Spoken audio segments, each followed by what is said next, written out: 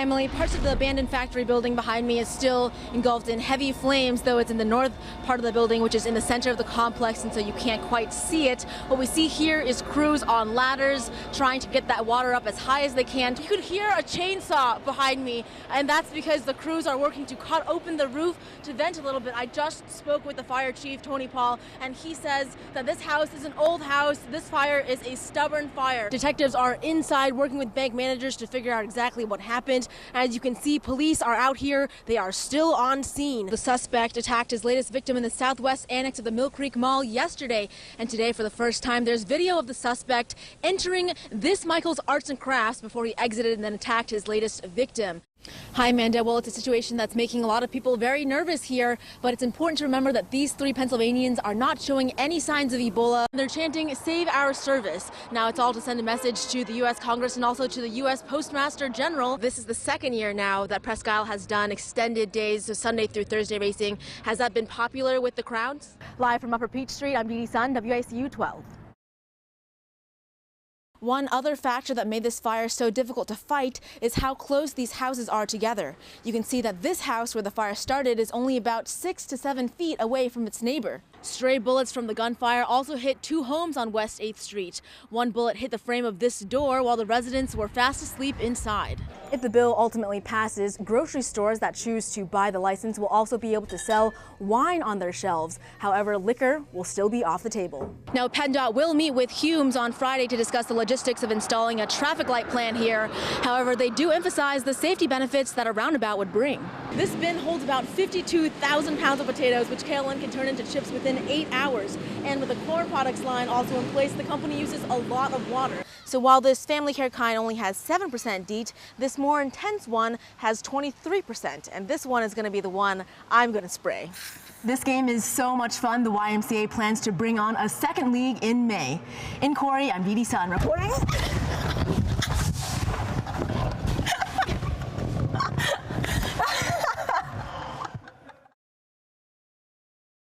Topping our news tonight, in the city, wild gunfire erupts over the past 24 hours. The latest incident leaves at least 10 people in police custody after dozens of shots are exchanged on Erie's east side. We're told that the victim is still in critical condition and unable to respond, meaning police can't communicate with him. There are no suspects at this time. It's the most wonderful, but it can also be the most demanding time of the year. But health experts at Vanderbilt University share some tips on how to avoid that holiday stress. Now for stories making headlines across the nation today. The controversial comedy that sparked an international incident is now in movie theaters. And if you can't get to a big screen to see the film called The Interview, you can watch it at home. A new Congress is preparing to take over. Local lawmakers are reacting to the changes with party control in the Senate switching from Democrat to Republican. Thanks for choosing C News at 6. We'll see you right back here at 11. Until then, have a great night. Flames and black smoke shooting up into the sky. The blaze reducing most of this home at 237 East 32nd Street to ashes. I've never seen any fire that big. Luckily, no one was hurt. It's very shocking. I had so much stuff in there, you know. Everyone's safe. Even pets? Even pets. The whole family, an expecting mom, 3 kids, and 2 pet dogs, were all out of the house when the fire started just before 6 p.m.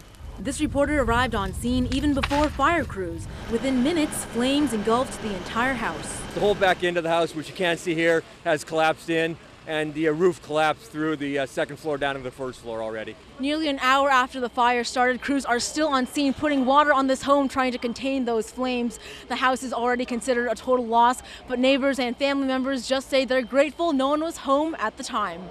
We're very lucky. Very lucky, especially the mother, since she's pregnant. I'm happy no one was home. The intensity of the fire forced crews to only tackle the flames from the outside, while bitterly cold temperatures added extra challenges. One water line froze and the department had to call in reinforcements. The freezing, the cold temperatures that we have with our lines freezing up, and hypothermia setting in with the firefighters also. The blaze also caused some damage to neighbors. The house where it all started is scheduled to be demolished on Thursday. In Erie, Deedee Sun reporting. I don't want anybody else to go through what I went through. Cheyenne Carlisle paid $600 for a renter's deposit on this East 33rd Street home on Tuesday before realizing she got scammed by someone on Craigslist. They are stealing our photos off of different websites and using them to make it seem as if they've been in the home and the home is theirs. Cheyenne and her husband thought they had found the perfect place. She exchanged emails with the fake landlord, talked to someone on the phone, and even got a copy of the lease. Some red flags: the scammer said they're in Philadelphia and couldn't meet, and they only process payments through Walmart MoneyGrams. Our agreement was I send $6, they send me the keys, and then I send the $550. It was such appealing and so such a good deal that it was too good to be true, pretty much.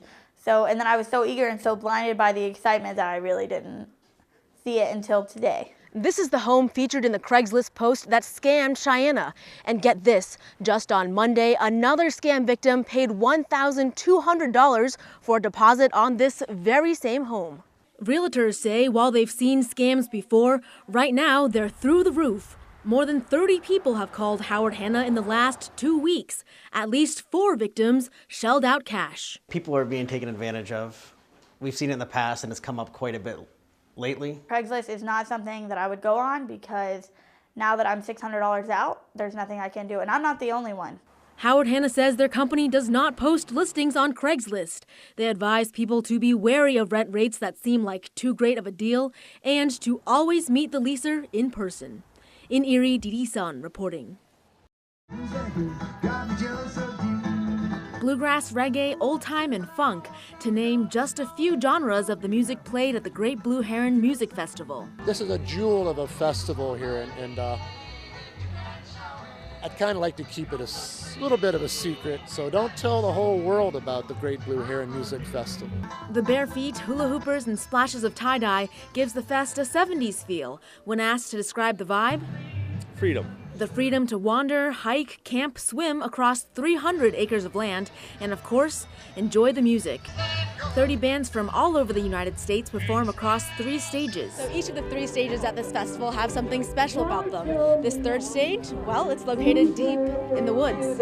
A ride out of the woods and through throngs of campers reveals the main stage, set in the valley of a hill. And the dance tent offers dance lessons between performances, though some say it takes staying overnight to get the full Blue Heron experience. The morning music is really beautiful and sweet and stunningly with the trees and with the sky and just with the vibe, it's a really good time. Sharing the beauty of their family's land is what Julie had in mind when she co-founded the festival 23 years ago. It's really exciting. It's part of our vision is that we need to share the place. It's a beautiful place and it's always been kind of a place for community to build. Each Independence Day weekend, this festival attracts 5,000 people. Highly recommend. Once you go, you'll always come back. In Sherman, New York, Deedee Sun reporting.